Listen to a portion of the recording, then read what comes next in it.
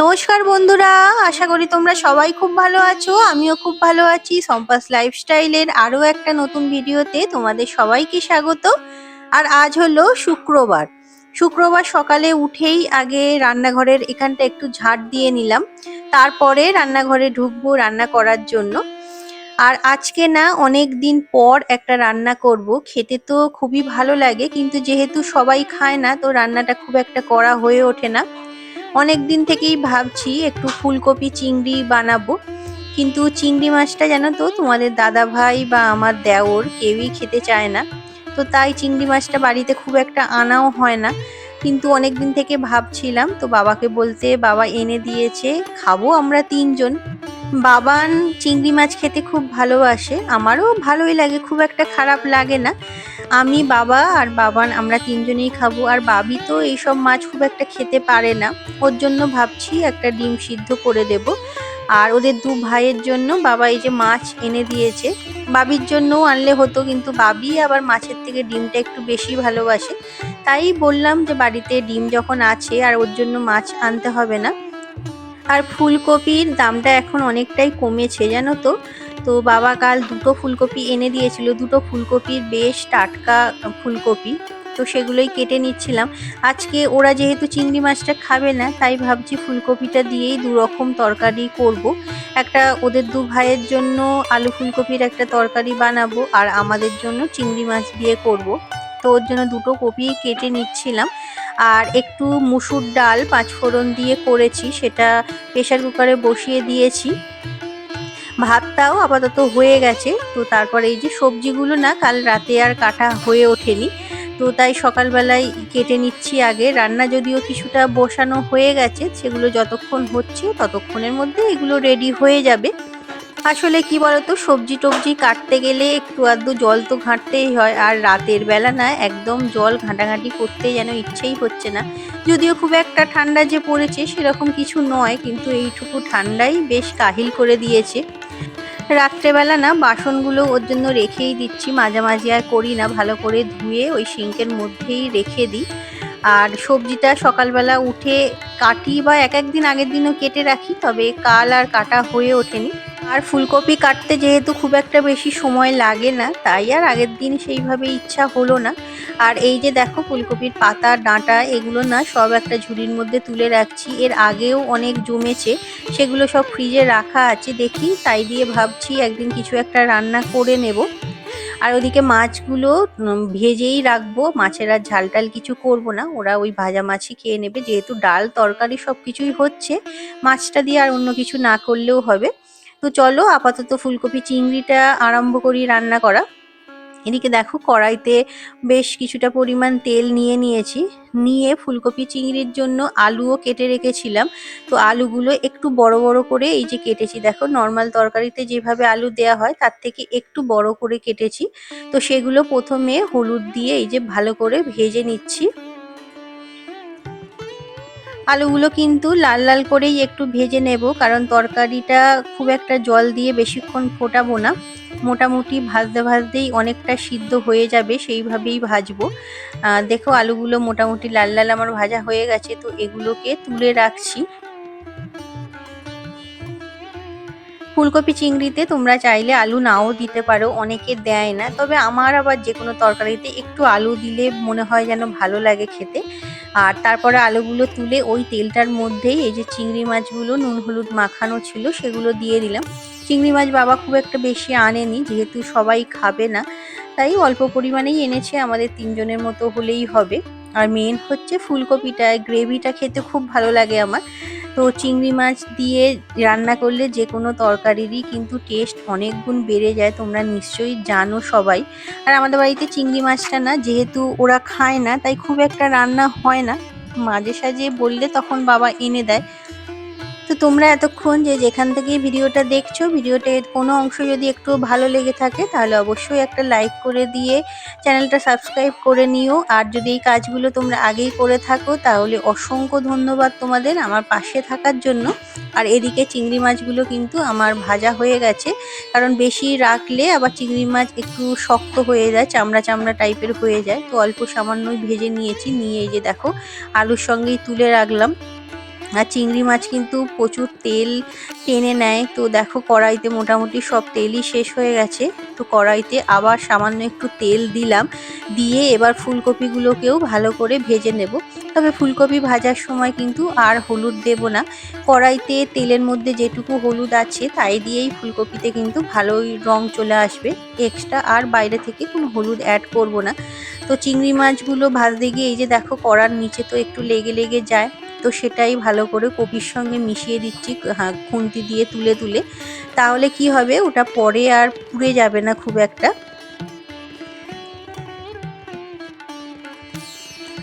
তো ফুলকপিগুলো ভালো করে কিন্তু লাল লাল করে ভেজে নেব।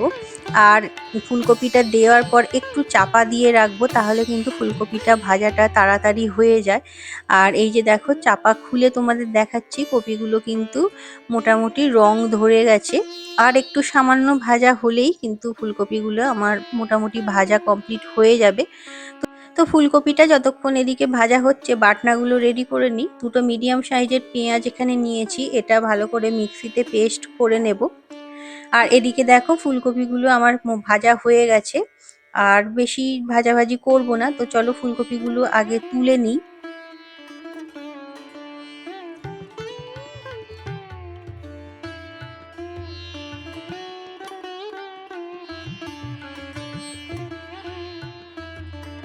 তো ওই কড়াইয়ের মধ্যেই আরো কিছুটা পরিমাণ তেল দিয়ে দিলাম, দিয়ে এবার এই যে গোটা মশলা ফোড়ন দিচ্ছি। শুকনো লঙ্কা নিয়েছি, গোটা জিরে নিয়েছি, গোটা গরম মশলা নিয়েছি, তোমরা চাইলে তেজপাতাও দিতে পারো তার সঙ্গে। তো এই শুকনো মশলাগুলোকে ভালোভাবে কিছুক্ষণ ভেজে নেব। তবে গ্যাসটা এই সময় লো ফ্লেমেই রেখেছি। তো শুকনো মশলাগুলো ভাজা হয়ে গেছে, এবার এই যে পেঁয়াজের কুচিগুলো দিয়ে দিলাম। দুটো মিডিয়াম সাইজের পেঁয়াজ আমি এখানে কুচি করে নিয়েছি, নিয়ে ভালো করে কড়ার মধ্যে দিয়ে এটাকে লাল লাল করে একটু ভেজে নেব। তো আরও একটা বাটনা চলো রেডি করে নিই। এদিকে দেখো আদা, রসুন, কাঁচা লঙ্কা আর জিরে নিয়ে নিয়েছি। তোমরা যতটা তরকারি করবে তার পরিমাণ মতো নিয়ে এটাকেও ভালো করে পেস্ট করে নেব। নিয়ে এদিকে দেখো পেঁয়াজগুলো কিন্তু আমার ভালোভাবে ভাজা হয়ে গেছে। তো এর মধ্যে প্রথমে এই যে পেঁয়াজ বাটাটা দিয়ে দিলাম। এরপর এর মধ্যে আদা, রসুন, কাঁচা লঙ্কা আর জিরের যে পেস্ট বানিয়েছিলাম সেই পেস্টটাও দিয়ে দিলাম। আর এর মধ্যে অ্যাড করব কিছু গুঁড়ো মশলা, যেমন হলুদ দিলাম, কাশ্মীরি লঙ্কার গুঁড়ো দিলাম, একটু টমেটো সস দিলাম। তোমরা চাইলে কাঁচা টমেটোও দিতে পারো, তবে আমি আর আজ কাঁচা টমেটোটা ইউজ করলাম না। তো দিয়ে মশলাটাকে ভালো করে তেল ছেড়ে যাওয়া পর্যন্ত কিন্তু বেশ কিছুক্ষণ সময় নিয়ে ভালো করে কষিয়ে নিতে হবে।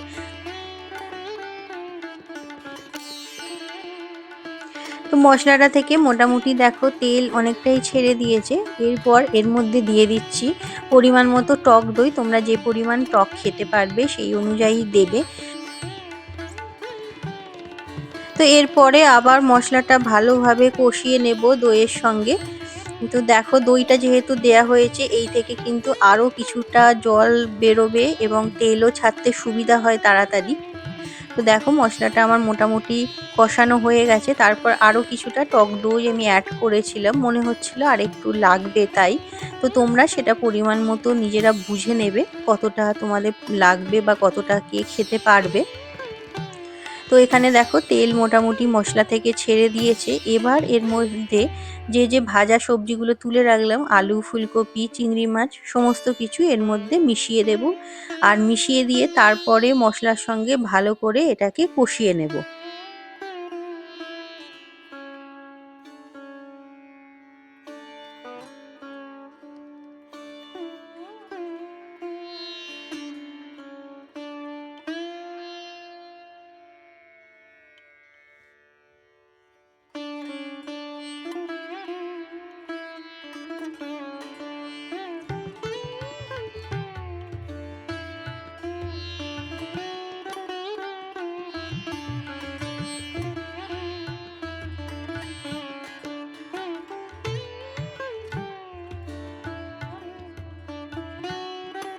এবার এর মধ্যে দিয়ে দিচ্ছি এই যে দেখো 1 টিস্পুন মতো চিনি। চিনিটা একেবারেই অল্প দিয়েছি, যাতে দইটা যেহেতু দেওয়া হয়েছে, টমেটো সস দেওয়া হয়েছে, টেস্টটা যাতে ব্যালেন্স হয় তার জন্য। আর দিয়ে দিলাম তারপর স্বাদ মতো নুন, দিয়ে ভালো করে একবার এটাকে মিশিয়ে দেবো।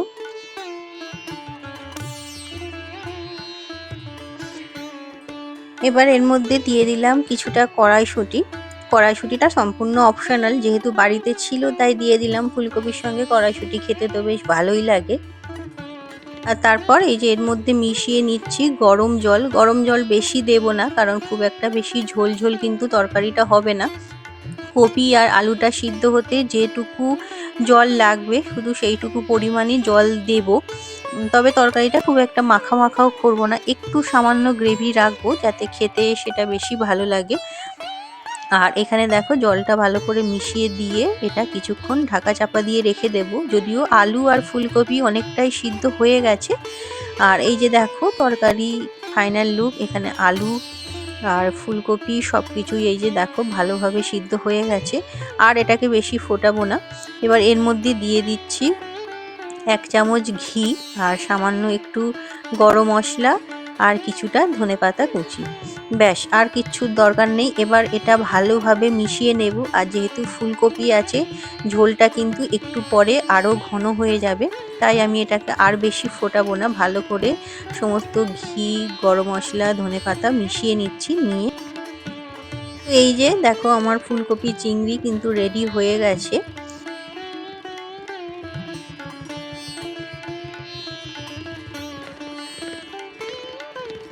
তো তোমরা কে কে বাড়িতে এইভাবে শীতকালে ফুলকপি চিংড়ি করে খাও অবশ্যই কিন্তু কমেন্টে জানিও। শীতকালে কিন্তু ফুলকপি দিয়ে চিংড়ি মাছ খেতে বেশ ভালোই লাগে। আর তারপরে এখানে এই যে দেখো একটু ওটস মেখে নিচ্ছি, মানে ওটস আর আটা মিশিয়ে মাখছি, সেটা দিয়ে রুটি করব। আসলে এত সকালে যেহেতু ভাত হয়, দুপুরের দিকে গিয়ে আর ভাতটা খেতে ভালো লাগে না, তাই ইদানিং দুপুরবেলাটা রুটি খাচ্ছি। আর শুধু আটা দিয়ে না করে একটু ওটস আর আটা মিশিয়ে রুটি করি। শুধু ওটস দিয়ে আসলে রুটি করতে একটু অসুবিধা হয়। তো আজকের ভিডিওটা এখানেই শেষ করলাম। আশা করি তোমাদের ভালো লেগেছে। আবার দেখা হবে পরের ভিডিওতে। ততক্ষণ সবাই ভালো থেকো, সুস্থ থেকো আর খুব খুব আনন্দে থেকো। টাটা।